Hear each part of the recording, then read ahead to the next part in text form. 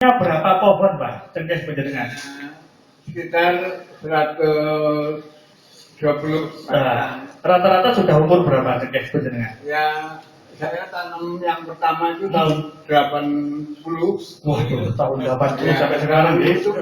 tanam pertama. Iya. Lalu Nggih.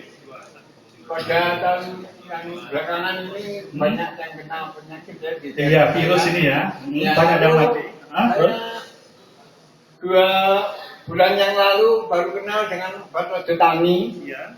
Lalu saya coba untuk menginfus nenek saya yang kena penyakit itu. Ini tempatnya di tempatnya Pak Muslim ini. Iya, iya betul. Oke. Kalau tempat saya ya Lebih parah. sama Pak Muslim ini. Lalu jika saya mulai bertumbuh dan mulai berkembang baik. Ini mulai tumbuh. Iya. Mulai Sekarang? pulih ya, mulai pulih dari penyakit yang rontok daunnya. Penyakit dari atasnya itu dari pucuknya itu sudah kelihatan kuning-kuning, Pak, sehingga daunnya rontok.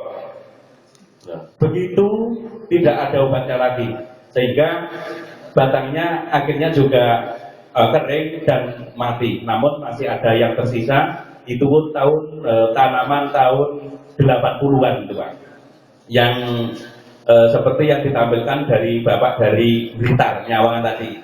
Kondisinya seperti itu. Setelah dicoba pakai